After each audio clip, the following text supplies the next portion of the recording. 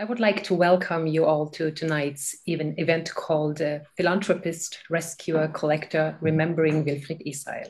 My name is Irene Auben-David, and I'm the director of the Leobeck Institute, Jerusalem.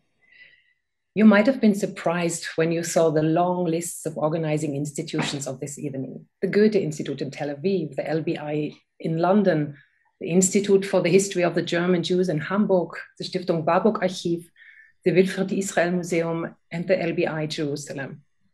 And yes, all this needed a shidduch, and I'm thankful for the initiative of my colleagues Ruth Schibella and Yael Goldman from the Goethe Institute in Tel Aviv, who brought us all together to think about a joint event leading to the opening of the new exhibition called Recollection, Zikaron Dvarim, of Nevet Yitzhak at the Wilfrid House in Kibbutz Hazorea, which will be opened next week on the 25th of June. But apart from that, the three countries where all these institutions are located, Germany, the UK, and Israel, are all in one way or another closely connected to the life of Wilfrid Israel, who had a British and German citizenship, and to bequests his extensive collection of Asian art to the Kibbutz Hazorea. The kibbutz was established by members of the so-called Werkleute movement, to which Wilfrid also belonged. Therefore, we're actually very thankful for the possibility to hold this event in a digital way together so that you can take part in it from all these places and beyond.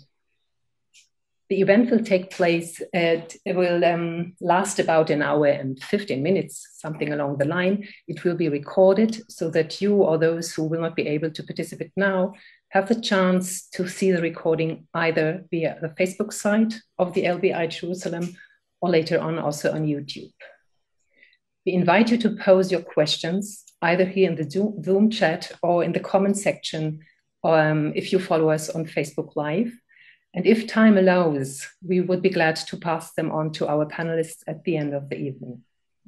If you did not have the chance yet to see Jonathan Neal's documentary, The Essential Link, the movie is until Saturday, evening accessible through the website of the Goethe Institute Tel Aviv.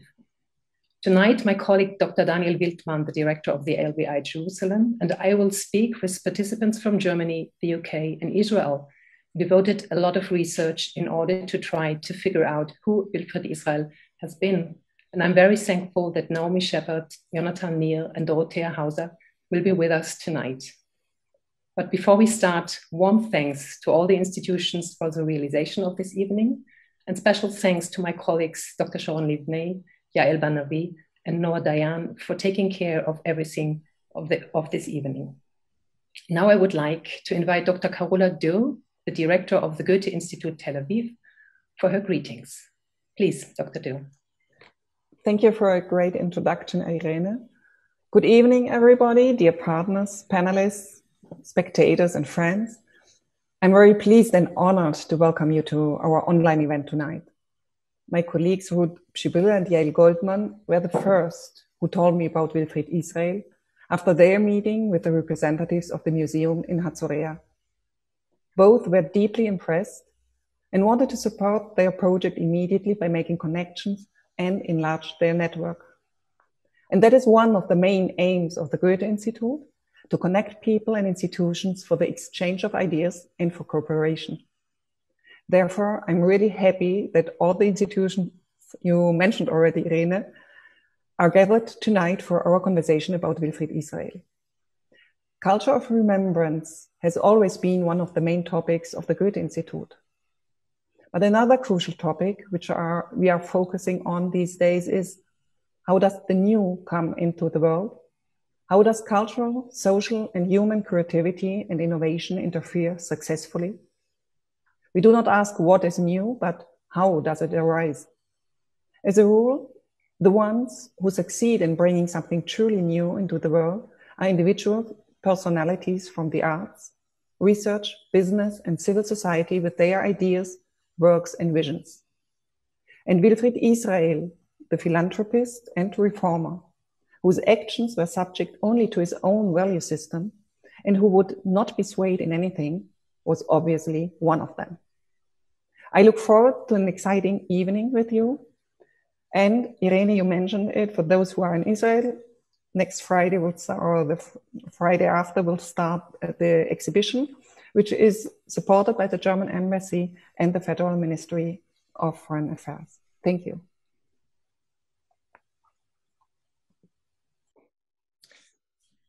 Okay, then I'll take over. My name is Daniel Wildmann. I'm the director of the Leobeck Institute London, and I'm very happy to be part of this event tonight. I learned about Wilfrid Israel about 4 years ago at the premiere of Jonathan's film in London, which was a very, very impressive and big event. And therefore more than happy to be part of another event to think and talk about Wilfrid Israel. In order to think and talk about Israel, we need those specialists.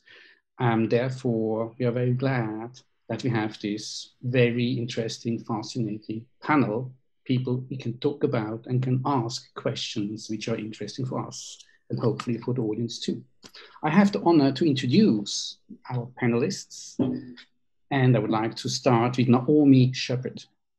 Naomi had a very distinguished career as a journalist and as a writer. She was the political correspondent for the New Statesman, a very important intellectual journal, political journal in the UK. She also wrote for a number of British and American newspapers on Israeli life and politics, such as The Guardian, just to give you one example.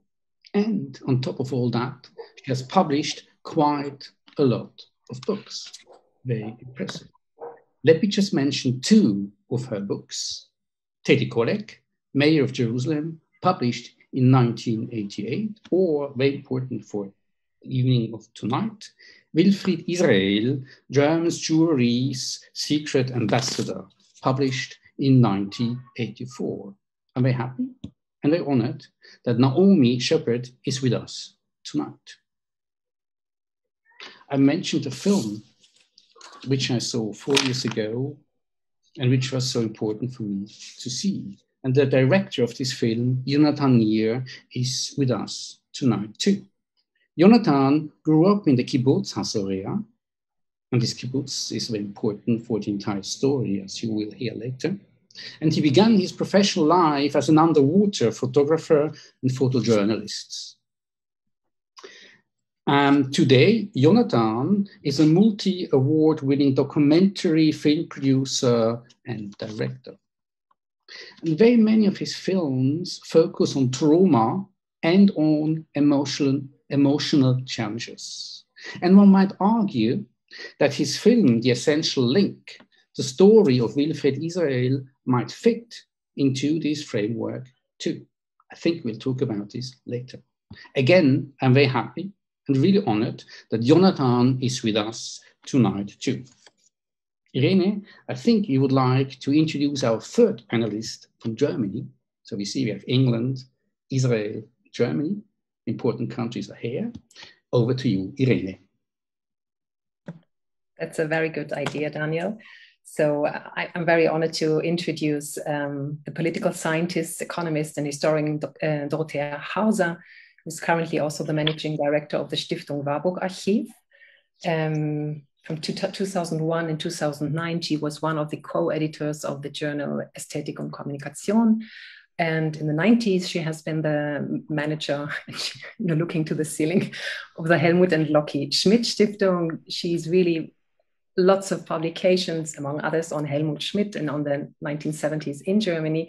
But she also widely published on topics related to this evening, on the history of economy in the 1930s. She published, for example, on Max Warburg and German bankiers in the 20th century in a book that came out. No, that's actually the title of the book, I'm sorry. She published on Jewish emigration in the Handbuch des Antisemitismus. And recently, last year, she published an article called Banking on Emigration, Reconsidering the Warburg Bank's Late Surrender, in a book called Dispossession, Plundering German Jewry, 1933 to 1953. Okay, then let's start with the questions. Irene and I have prepared some questions to open the field.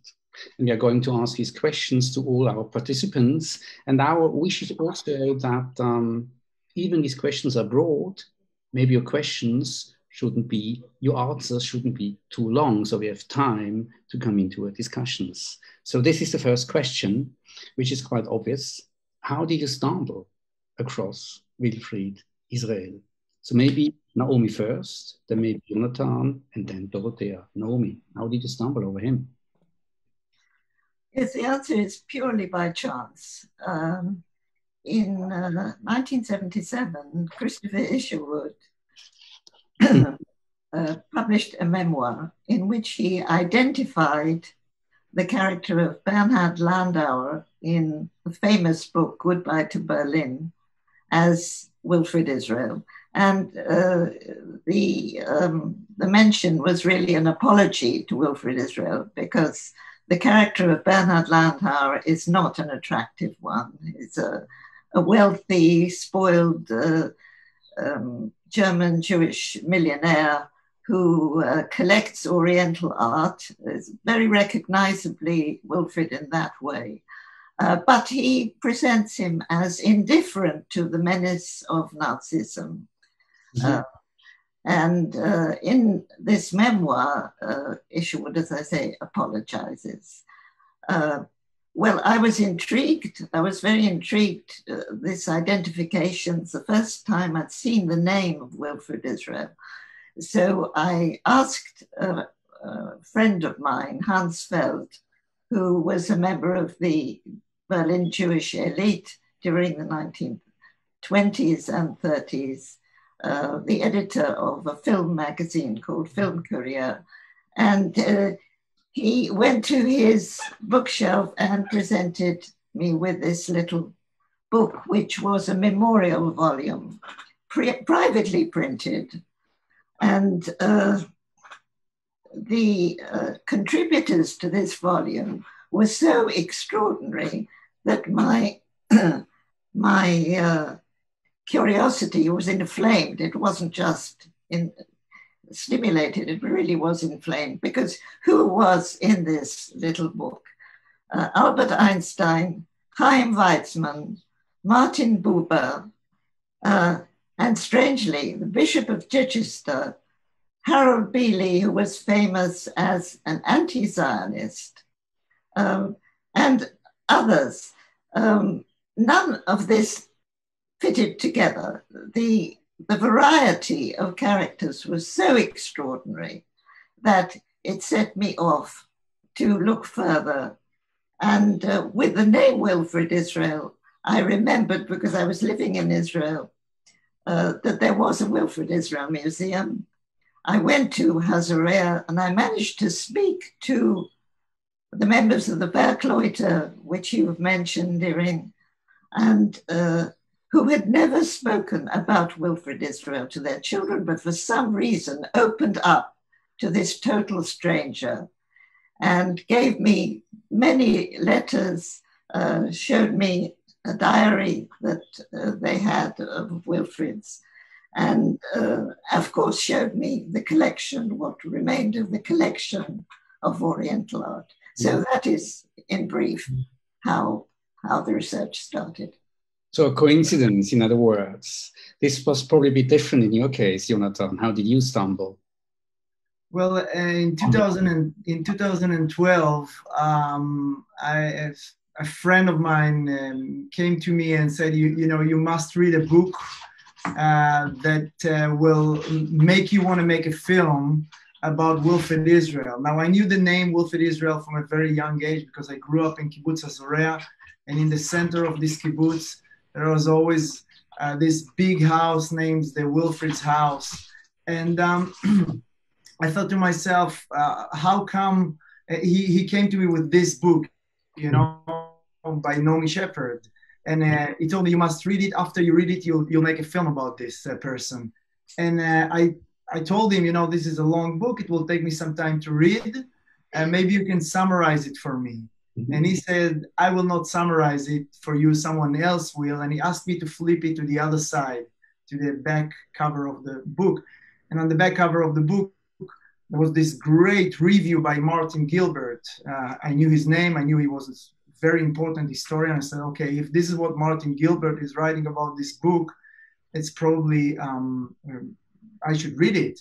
But the other thing that really attracted my attention was a sentence by Albert Einstein that described Wilfrid as the noblest man he had ever met. And I thought to myself, you know, if this is what Albert Einstein thinks about Wilfrid Israel, I need to read it. And then I read this amazing book by Naomi, and I have to say that all the knowledge that I have about Wilfrid Israel is thanks to Naomi. She was the one to discover the story. She shared all her knowledge and information with us. And we basically started to research and try to look for the same materials that she already found about 30 years before. And that was my start, you know, living in a place, knowing the name Wilfrid from a very young age, but nobody in our kibbutz have ever told us or ever told my father was born in a kibbutz in 49.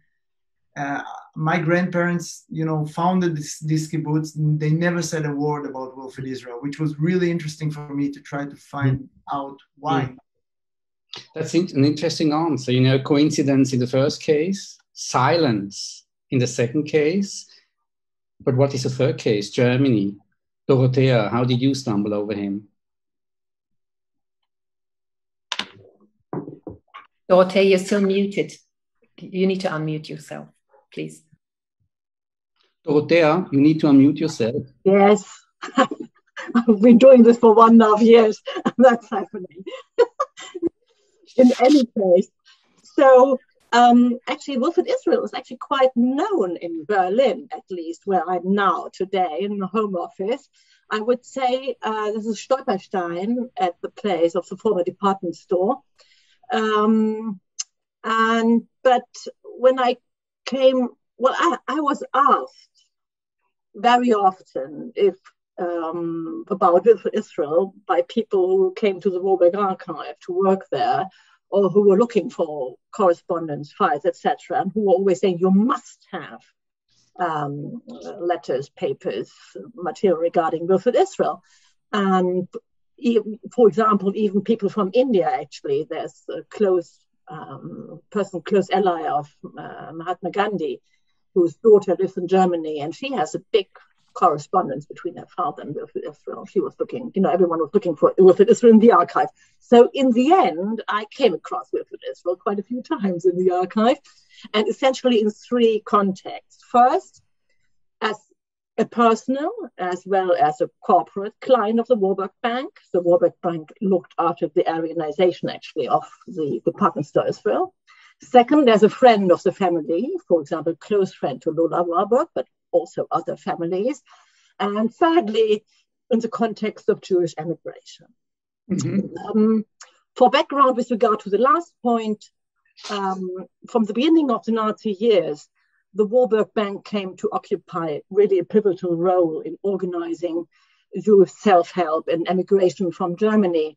This is not our topic tonight, so I won't go into details, but to give you an idea of the extent of this commitment, while there are obviously no proven figures for many exile countries, and by 1939, the Leobeck Bank had assisted in the immigration of legions of refugees from Germany, including an established figure of 75% of the altogether 52,000 German Jews that fled to Palestine. Now, this just for background. So what did I come across? I came across this so-called Wilfrid Fund. That is one of the various funds the Immigration Department of the Leobeck Bank would use to subsidize needy emigres. And it is a fair guess that this Wilfrid Fund was to some extent fed by money that came from the forced sale and Aryanization of Wilfred Israel's department store in Berlin. Second, there's correspondence, less than I would wish, has survived between Wilfred Israel and Max Leobeck in particular. And there is also, in particular, correspondence. Max Leobeck was, of course, the head of the Hilfsverein, so the relief organization of German Jews that became essentially the emigration department of the Reichsvereinigung, or Reich Association of German Jews. And when Max Warburg, after Kristallnacht, sort of got stuck in the United States in November 1938, where he was to negotiate the moving up of the immigration quota in the United States for 1939 and 1940 into late 1938 and 1939, he asked Wilfrid Israel to become his quasi successor. So I don't think there was, Wilfrid Israel ever formally became the head of the Hilfsverein, but he was de facto chief. Okay. Irene. Yes, Naomi and Jonathan, you gave us already a little idea, or you said how you came across the story of Wilfrid Israel, or his name. But, to be fascinated maybe by some little detail that you got to know, and starting a thing like writing a book, and not just a book. In German, it's, I think, much thicker than the English version. Or to make a documentary, that's another question. So would you share with us a bit of the background, what prompted you to take this upon you, and how did you start your research on this? Especially, for example, Jonathan, you said that lots of things came from Naomi, and I think it's very good for us tonight that we have really both of you, since in a way you both stand for different levels of this research having been done on him. Naomi, would you like to start? What made me go on? Well, I've already explained some of it. One thing that was very important was to have personal information. And I interviewed up to 60 different people. One led me to another. I can't recall who started, but apart from the people in Hazareah,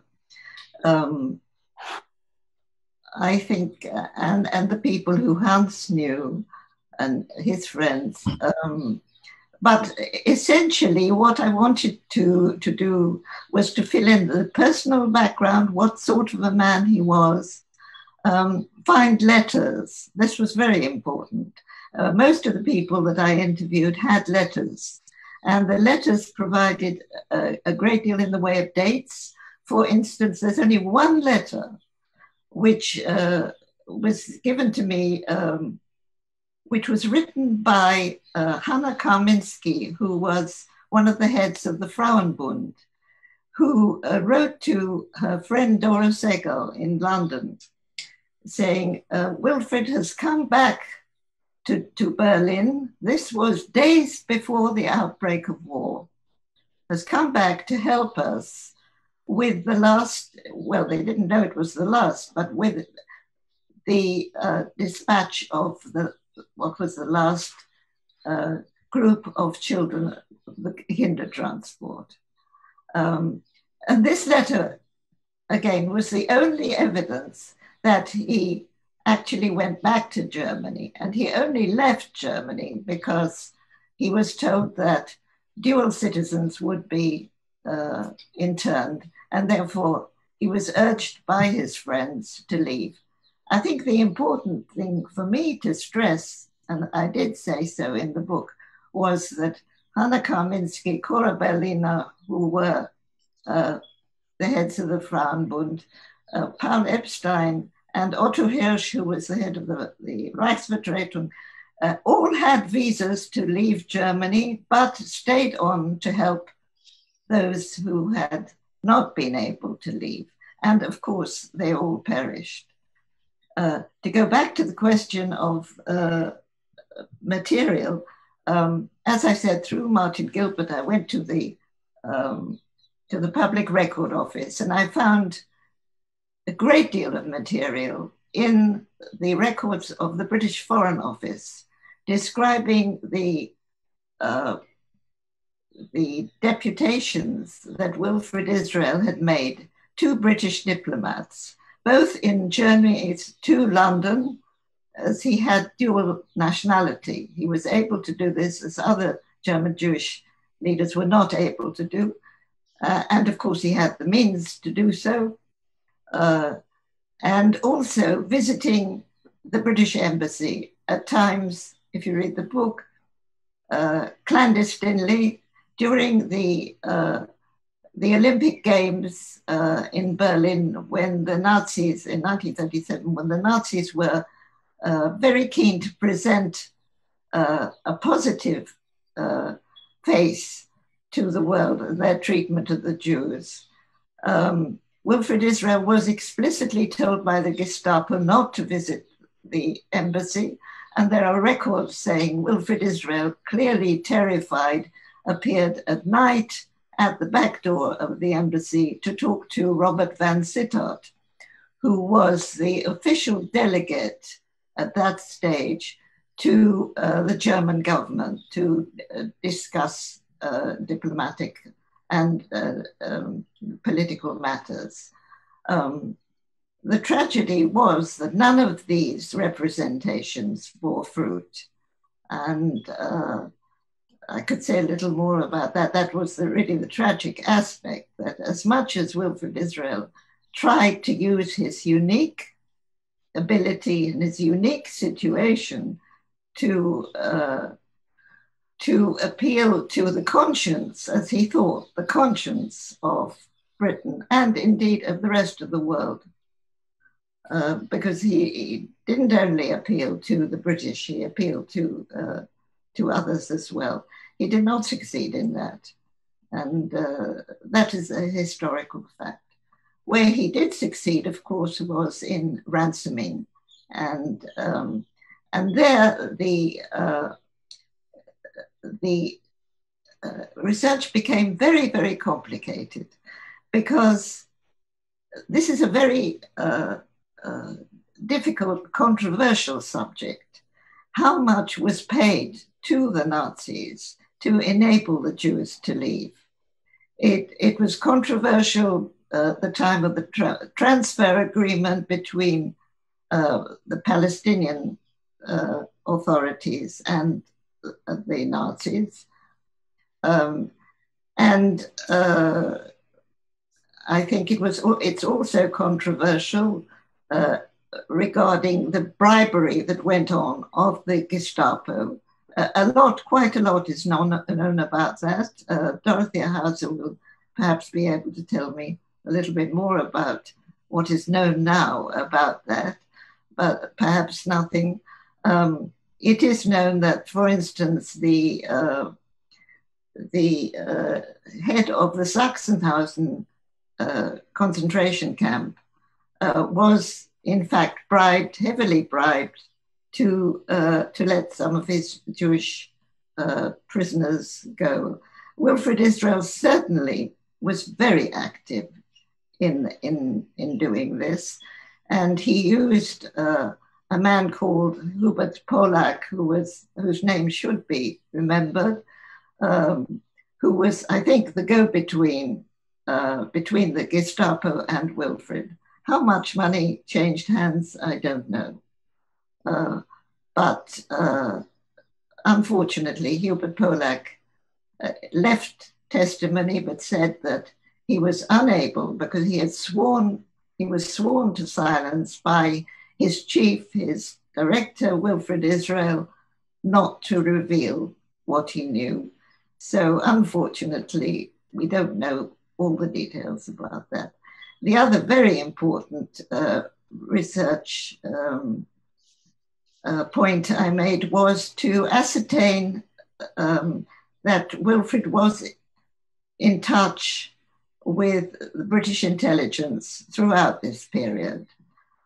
We know that Frank Foley, who was officially chief passport officer at the Berlin consulate, was in fact MI6 man in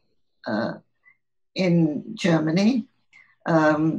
Foley was in touch with Wilfred Israel throughout. There are letters which Wilfred Israel sent during the 1940s when he was already in Britain, naming Foley, saying that he had met him. And certainly this was a three-way arrangement that Wilfrid Israel, I think, testified to Foley whether there were Gestapo agents, which he would have been able to identify among the Jews who Foley helped by giving them certificates to Palestine. And the other angle of the triangle was the money given to Pollack. So Pollack certainly was also an agent for MI6. And this was confirmed to me by a member of SIS, of the British Secret Service, who I interviewed quite late in the research.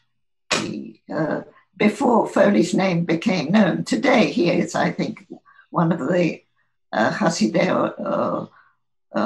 Le'olam known, but at the time when I wrote the book, he was not recognized, but I was given the information. So that's something about the research that I was able to do. Thank you very much, Naomi. So that's very fascinating. I wasn't aware that you interviewed 60 persons, and on the one side you're describing the many controversial topics, or the problematic situation to speak about it, and then that people would open up when you started your research. Jonathan, you started your movie from a kind of different angle. Would you like to carry on? Yeah. At first, I just read the book. I thought it's amazing. I thought I should make a film about it. I went to the archive in Hazorea, and I find all these letters by Martin Buber and Max Warburg and, Albert Einstein, and Chaim Weizmann and Moshe Sharet and all these very well-known people. And I collected, I made a short film, like 30 minutes film. And we made a screening in Israel in the kibbutz, and 1,200 people showed up for the premiere. Wow. And Naomi was there with us as well. And what happened to me as a result of this screening is that I realized that I need to make another film. Mm-hmm. Because after the screening, all these people came to the stage and told their own stories about Wilfrid Israel, what they've heard from their parents or from their relatives. And I realized that the scope of this story is, there's so many things that I didn't touch in the story, but there was another thing that happened there. A person after a person went on stage, told his own story, and then asked me, asked Naomi, asked the panel, how come we all have this personal connection to Wilfrid Israel, but he's not a hero in Israel? Nobody, there is no street after his name. Even in the kibbutz where they built a house after his name, nobody told his story, and people knew his story. I mean, when you read Chaim Weizmann, what he's writing about Wilfrid Israel, he's speaking about saving Jewish children, thousands of people. He's writing about it. So. And that was a moment when I realized that I didn't make the right film, that I should try to answer the question, not only the question who was Wilfrid Israel and what was his connection to my kibbutz, which is something that Naomi already answered about 30 years before, but to try to ask myself the question, why was his story kept untold? In my kibbutz and in the rest of Israel. Why Wilfrid Israel did not become a Holocaust hero like Hannah Senesh or like Mordechai Anilevich. Mm. And then I called the producer and I said, I want to make a new film. And he said, are you out of your mind? And I said, no, I really feel that there is something that I need to investigate. At the same screening, Ilana Michaeli, which you saw in the film, which was the first wife of my grandfather, came to me after this screening and said, we must meet. I want to give you something that is related to Wilfrid Israel. And when I came to her house, and accidentally, it was the Holocaust Day in Israel, and I filmed her. She didn't say anything about Wilfrid Israel. She just gave me information about my grandfather. And on this meeting, I realized for the first time in my life that my grandfather had another wife back in Germany, that my grandfather left Germany not in 36, but in 39, and that my grandfather was working for the Palestine Amt. He was the head of the Hachsharot in Germany. All this we didn't know. He left Germany on the last day before the war broke. We didn't know that. I didn't also know that he was half Christian. And she was giving me all this information. And then I realized that there is this untold story in my own family that is somehow related to the story of Wilfrid Israel, not direct connection, but it has similar, similar things, like the silence, like saving people, but keeping it silence for so many years. And in a way, Wilfrid Israel, I'm thankful for Wilfrid Israel for opening the possibility for me to meet my grandfather again 10 years after his death. And I think that in a way, reading and investigating into the story of my grandfather also all helped me understand that, why people kept things secret, why people didn't want to speak about this time. And I think Naomi spoke about it a bit, about the controversial issues that they had to live with for so many years after. And I think we can speak about it more if we have more time. Yeah, I would like maybe to use Jonathan's answer for the next question. Reading the book by Naomi and seeing the film by Jonathan, it was quite obvious to me that you might work on the same person, Wilfrid Israel, but you're telling different stories. And this is where my question comes in. So what is for you, Naomi, and what is for you, Jonathan, the central drama or the central tragedy in your book or in your film? I think you're talking about different kind of silences or different kind of voids. Maybe Naomi first, short answer if this is possible at all. Well, I think the great tragedy was the inability of the Western powers to respond to the appeals. There were many reasons, but basically the reasons were political, that the Foreign Office and the other files in the Public Record Office show that the British government thought that the Nazi regime was stable. As we know very well from the story of Chamberlain and his famous piece of paper saying that peace had been achieved, when in fact the Nazis were already preparing war. The British government was concerned above all to maintain normal relations with Germany, with the Nazis. There's no doubt about it. There's absolutely no indication that they were prepared to stick their necks out for the Jews. That was, I think, the main tragedy. The inability of Britain and America, in fact, to appreciate the menace for themselves, not only for the Jews. And they certainly were not concerned in any way for the Jews.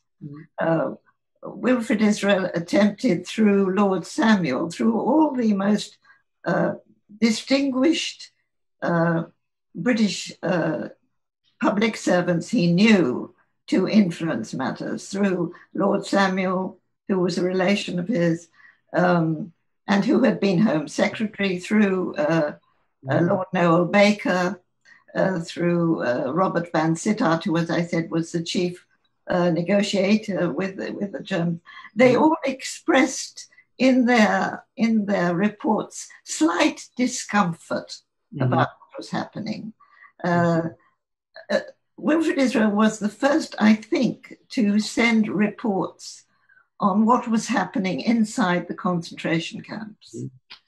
In a letter which I quote in the book, which he wrote to Lord Samuel, absolutely detail by detail what was happening, the tortures which were carried out, the fact that the prisoners were ordered to carry huge stones, they were whipped, they were tormented, and there was no response from the British government, none whatsoever.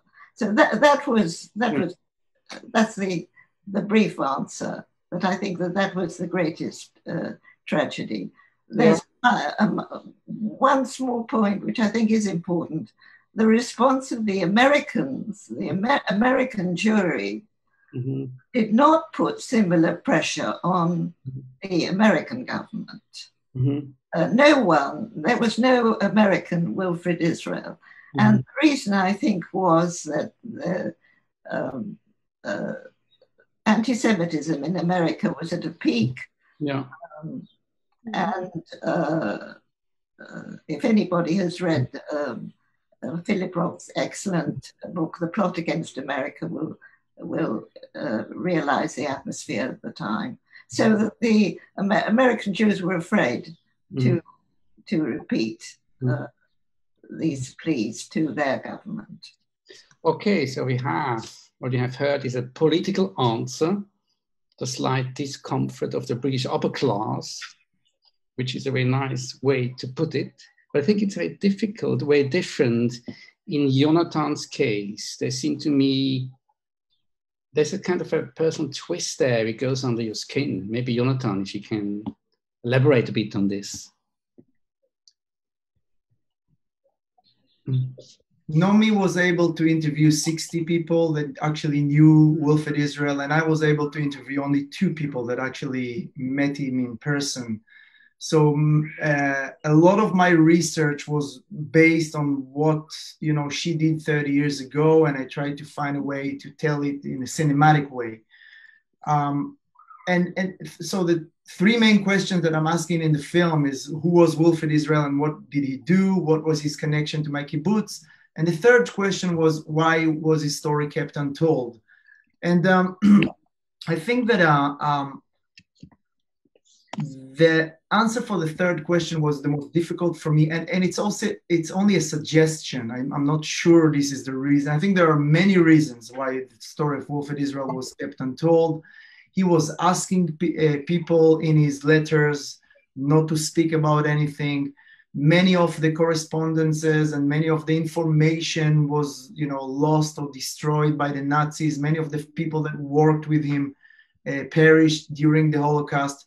But I thought, and I'm interested in trauma and rehabilitation, I thought that there is another reason for that. And I think that what I find out is that, in my view, that, when you're touching the story of Wilfrid Israel, you have to open a Pandora box. And in this Pandora box, you find 2 main elements which were very hard for people in Israel to accept for many, many years. The first is the negotiation and the cooperation with the Nazi administration. There was no other way to save Jews from Nazi Germany in the 30s without speaking to those who were in charge of the borders and of the trains and the harbors and the banks, and that was the Nazi administration. And Wilfrid Israel spoke with them. By the way, the Zionist organization spoke with them as well all the time, but that was something that in Israel, until very recent, was something that you don't want to touch, you don't want to speak about it. The other thing for me, maybe even more important, is the fact that when you save people, and you save thousands of people, there are many more that you are unable to save. And I read it in my grandfather's letters. I read it in Wilfrid Israel's letters, that this pain that these people that actually rescued so many Jews had, because they could not help everyone. They could not help. They had to say no to so many people because there were not enough places to escape to. You know, actually in the 30s, the Nazi administration didn't speak about a final solution. They wanted to push the Jews out, but there was no place for these refugees to go to. I think that in Naomi's book it says, and in the film as well, that after Kristallnacht, Wilfrid is receiving about 2,000 people that ask for certificates every day. So of course, not all of them could get the certificate. And I think that in the kibbutz, in the small story of the kibbutz, you can see it as this small community. And, you know, they had to really choose. They had to make priorities. Who's leaving Germany first and who's leaving Germany second, and who's going to leave Germany only next year. In this list, in the kibbutz, in the protocols that I show in this film, there are these really dramatic moments where you read where one woman is giving the right to another woman from the kibbutz to rescue her parents before her parents will be rescued. And just because she thinks, or she heard that their condition is better because they were able to leave to Prague. Mm-hmm. And a couple of months later, the Nazis are getting into Prague and these parents died. So basically this woman was giving the right to another woman, or the priority to another woman from the kibbutz to save her parents instead of saving her own parents. And this is 18, 19, 20 years old people. It's not, these people were very young, these people who voted in these kibbutz conferences in the late 30s after Kristallnacht. I think that this pain was the reason why they didn't speak. Knowing that, you know, sometimes your life was saved instead of someone else's life. I won't forget that when I screened this film to Ilana Michaeli, just a couple of months before she died, she watched this film. It was not even finished. It was just a rough cut. And she closed the laptop in the end. She looked at me. She had tears in her eyes. She was 95 years old. And she said, you know, Jonathan, I'm 95 years old. This was my life. And this is the first time that I realized that I too am a Holocaust survivor. Because in her, you know, from her perspective, because she was able to leave Germany in early 39s, she was not a part of this tragedy, of this Holocaust. She was not allowed to feel this pain. She lost so many people from her family. She lost her childhood, she lost her dreams, she lost her culture, she lost so many things, but she was unable to see herself as a victim because she was saved. And I think this is the story of many of the first generation in Israel. Thank you very much. I would be curious if you could tell us a bit about the reactions that you got for the book, for the movie. I mean, you now say one specific example of Ilana, how she reacted to the movie, but considering what you said was such an important topic for each of you, why you wrote the book, why you did the movie, you had certain aims with it. How were the reactions of those that, you know, supported you with their interviews or material? But beyond that, how would you describe? A question for me. Yes, please start, Naomi. The reactions to the book were interesting because there were two aspects of the book which were never mentioned. The book was reviewed very positively. It got the Wingate Prize, which was for 1984, for the most important book on Jewish subjects for the year. But I noticed that there were two subjects which no reviewer treated. And this, to my mind, is very, very important and very significant. One was the origins of the Kindertransport. Now, the Kindertransport, and I'm going to say something really controversial. The Kindertransport is always represented by Britain today as a unique, generous, humanitarian gesture made to the suffering. And I think we all know about Sir Alfred Stubbs, who has tried to quote this in trying to rescue unaccompanied Muslim children stranded in Calais. And he didn't succeed. He is a latter day, in some ways, a latter day Wilfrid Israel, though he's not in danger himself. The Kindertransport was a quid pro quo. It was a calculated political move because just at that time, after the Kristallnacht, the Jewish Agency had asked for thousands of certificates for German Jews to Palestine. That was for the Colonial Office to decide. And that included 10,000 children, unaccompanied children, right? This was refused.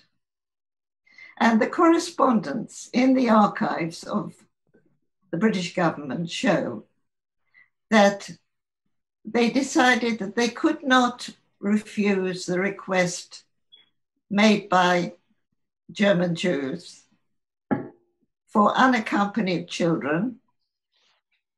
A number was not made. The number of 10,000 only occurs in the negotiations or the refusal for Palestine.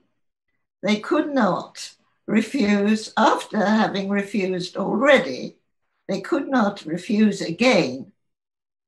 The words non possumus in Latin are in the file. We can't again say, it gives us a bad name, right?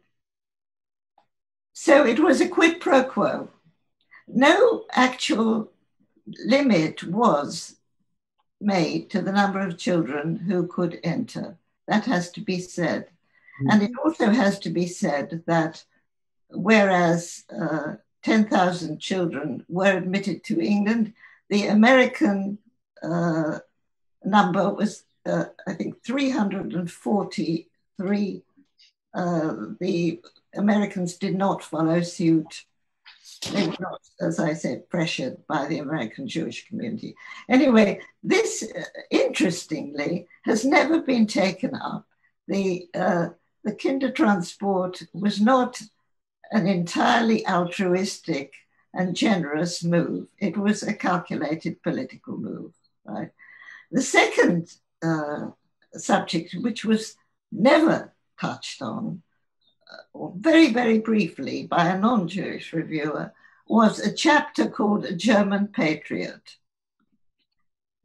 Wilfrid Israel, when he went to England, first of all, occupied himself with the fate of the German Jewish refugees who were classed as enemy aliens after the war broke out, and put in camps in the Isle of Wight and other places. And his first job was to negotiate with the Home Office for their release and to look after their welfare. He was very much respected by the British government. In fact, in his obituary in the Times, he was described as having placed at the disposal of the British government his very great knowledge of German affairs. And they sought his help in joining a research project of the Foreign Office in Oxford for reconstruction of Germany after the war. He wrote numbers and numbers of papers. I've read them all, signed them with his initials. He was going to be promoted to an actual job in the British Foreign Office had he survived. Now, in his suggestions, why did I call him a German patriot? There were two schools of thought in the British government about what to do with Germany after the war. One was punishment on the lines of post-World War I. The other was to help in reconstruction. And Wilfrid Israel argued for the reconstruction of Germany. He argued, and I quote now, that the German people were the first victims of the Nazis. He did not believe that the German people as a whole were Nazis. He thought they had been tricked and they had been victimized. That did not mean, I stress this, that did not mean that he thought Jews should go back to Germany. He said that return to Germany for Jews was, I quote, beyond reason. But he was altruistic enough to be able to propose on the basis of an enormous amount of analysis, political and economic, because remember, he was a leading industrialist. He knew the elite of the German economic structure extremely well. But he also had these very generous and patriotic views, quite extraordinary for a Jew, I think quite exceptional, for reconstruction of Germany. And he made many, many practical suggestions. This was another point. He was a friend of Adam von Trott, who was one of the conspirators against Hitler's life, together with Stauffenberg, who all were caught and hanged. He was a friend of Adam von Trott. I don't think that influenced him greatly, but he kept in touch with Trott on Trott's visits out of Germany. Trott was suspected by the British government of being a crypto-Nazi. Wilfrid Israel, I think, probably testified on his behalf. But I don't think this was the main thing. The main thing was the extraordinary character of this man who, as a Jew, knowing and describing the annihilation, what he described as the annihilation of European Jewry, was nonetheless against a punitive approach to Germany and for reconstruction after the war. Now, nobody took this up. This was a chapter in my book which was absolutely ignored, and I find this very, very interesting. Perhaps really, you can suggest what the answer was. Thank you very much, Naomi. Jonathan, you want to give us a short insight on the reactions to your movie?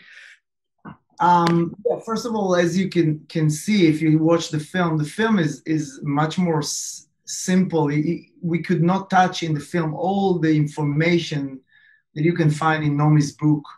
You know, and I highly recommend to anyone who's interested in the story of Wilfrid Israel to actually read this book, because there's so much more than what you see in the film.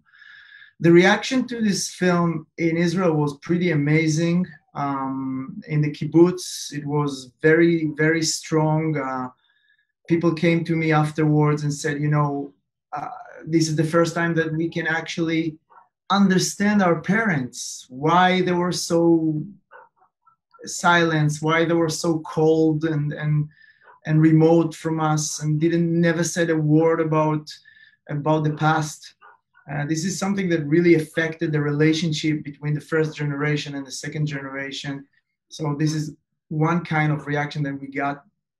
I think the most interesting thing for me with this film, with this book that led to the film, is to realize that history is something that is, you know, dynamic. It's changing. It's not, you know, in 83, maybe people were not able to accept what Naomi was writing about and you know, get Wilfrid Israel into the collective memory of the Holocaust in Israel.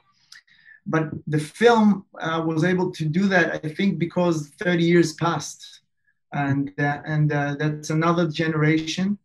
And I was privileged to screen this film at the United Nations a couple of times, in the Museum of Holocaust, in the Museum of Tolerance in Los Angeles, Museum of Holocaust in Montreal, in Australia, in Berlin, of course, many times. Last year, I visited actually the northeast of Germany and screened this film 7 times to an audience which is not not Jewish people, but just Germans, and it was really interesting to meet them. And I think maybe the most important thing that happened as a result of this film, maybe not only as a result of this film, but probably the film and the book, of course, helped a lot with something that happened actually with Yad Vashem. In Yad Vashem, the year 2020 was dedicated to the stories of Jews who saved Jews. For so many years, Yad Vashem and the Israeli mainstream did not want to touch these conflictual stories of Jews who saved Jews. Maybe as a result of the story of Kastner, maybe because it's just easier to remember 26 or 27,000 righteous among the nations. All of them are Christians, or maybe also Muslims, but not Jews. Jews cannot become righteous among the nations. Because when a Jew saves a Jew, then this question starts, who did he save? Who didn't he save? Who he didn't save? What did he got for it? And so on and so on. People didn't want to touch it. But then in 2020, like last year, Yad Vashem dedicated the whole year for Jews who saved Jews. And Wilfrid Israel was, on the front page of that. And for me, it was, I felt like, he deserves it. He deserves it because he was an exceptional human being, because he represents universal values that we should, we should have heroes like him. It's a person that could leave Germany in 33, in 34, in 35, in 36 with lots of money. He had dual nationalities. He could go anywhere in the world, and he stays save people. That's his only motivation, to save people, as many as possible, and to try to find solutions for people that are really in a bad situation in their lives. Most of them he never knew personally. And I think to see him, recognized, and to have even this evening, this opportunity to just have more and more people that will become Wilfrid's ambassadors, that will go out and speak about him and read about him and read Naomi's book and maybe research more, because there's a lot more to research. And make sure that he will never be forgotten, because we deserve a hero like him. By the way, I'm not sure he would want it, but I think it's important that we will have characters like him as role models for our leaders, for ourselves, and so on.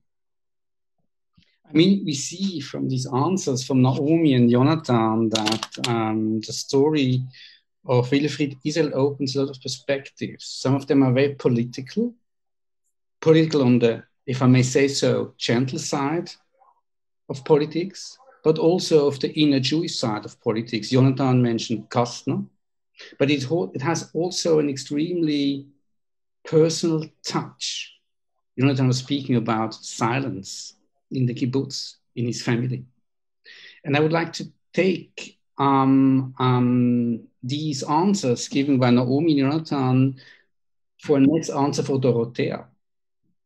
It's quite clear that Wilfrid Israel had an important role when it comes down to the Kindertransport. But this endeavor was an extremely complicated, multi-layered endeavor. And like the history of Kastner was not alone in Budapest, he had his helpers. I think also that in Germany, to get the Kindertransport organized, there were a lot of different, very important persons and organizations involved. And I think Dorothea did a lot of research about all these other persons, organizations who were involved in this very big endeavor. Dorothea, over to you, if you can give us, enlighten us. Well, I'm afraid I can't answer all these questions, but certainly it's an important, I mean, there's one thing that strikes one with the Kindertransport, and that's the fact that after Kristallnacht, they were an almost overnight accomplishment. So how did it work? You know, just sort of, and so there were actually, I mean, apart from there were many people involved, we know very little about how it worked in Germany. We don't know who paid the ticket. We don't know if there were special trains or regular trains. We don't know who organized the visas. We know some people who accompanied the children. Actually, there was a whole group of people like, I won't mention now names because, you know, it's to complicate things, but Dora Magnus, Plaut, Seligson, they just went to England and back all the time to accompany children, because of course you wouldn't take these small children in groups of 100. These were small groups, you know. So these were people who actually didn't have dual nationality, who sometimes didn't know if they were able to come back, perhaps, you know, at least they could wait, maybe. So anyway, so there are a lot of questions unanswered, and it's of course difficult because simply the files of the Hilfsverein, the relief organization, are almost all lost. So answers have to be found elsewhere, and it's difficult. So that's why so far the historiography of the Kindertransport focuses very much on individual fates, stories.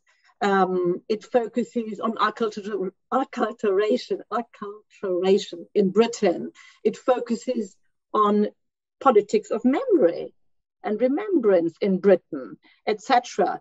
But we know surprisingly little about how the Kindertransport actually worked. So there were, I mean, I can't really answer this question, but I know that there were, what I can say is that there had been an infrastructure in place for a very long time that was focused on children. In 1933 already, there was the so-called educational clearing installed for German Jewish immigrants from Germany, because the Joint, which, I mean, there would be many evenings to talk about the role of the Joint with all this, who paid for the rescue of European Jewry, essentially, didn't want to put money directly into Germany. So this educational clearing was created. So people getting out of the country would receive money outside, but their relatives in Germany would pay into a fund. So foreign currency wouldn't go into Nazi hands. So this was in place already. And then with the founding of the Altroy, which was a partner organization to the Paltroy, which brought people to Palestine, Altroy meant for all other countries, they invented something called tuition fees in 1938. In January already, nobody was thinking about Kindertransport at the time, but the idea was there already. So tuition fees was that you would rededicate foreign currency donation for German Jews as tuition fees, for kids already, to get them out of the country.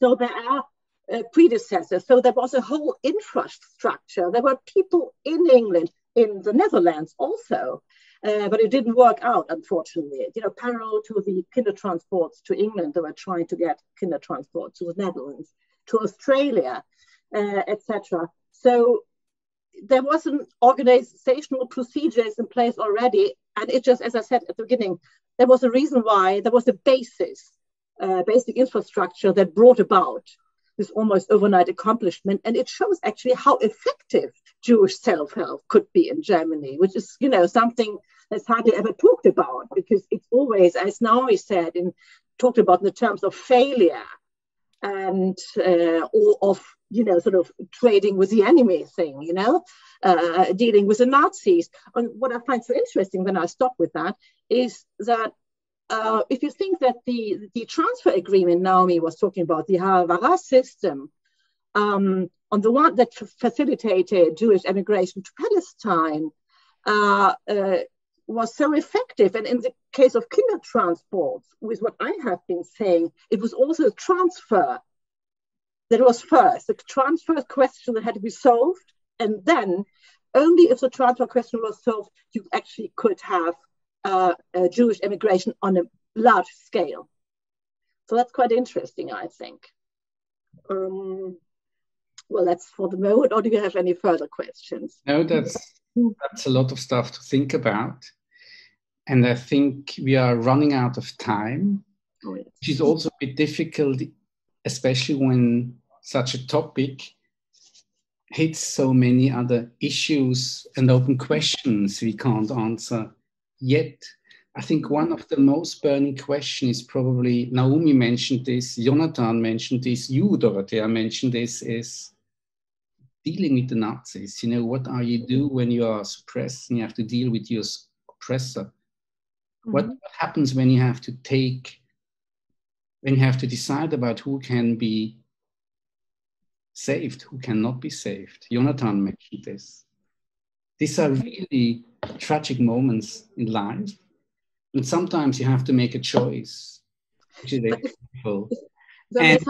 And I think that Wilfrid Israel gives you another perspective, or a new perspective on such difficult situation in your life. And alone for this, you know, you mentioned Kastner, Jonathan, alone for this, it makes really, really sense to look at Wilfrid Israel and all the settings more closely. Maybe this can change our perspectives about very difficult periods of Jewish history. So thank you to all of you, to Naomi, to Jonathan, to Dorothea, and a lot of thanks to my colleagues in Jerusalem, from London to Jerusalem, for getting this brilliant evening done. Goodbye and good night. Thank you very much. Thank you very much, Daniel. And to all of you, good night. Bye-bye.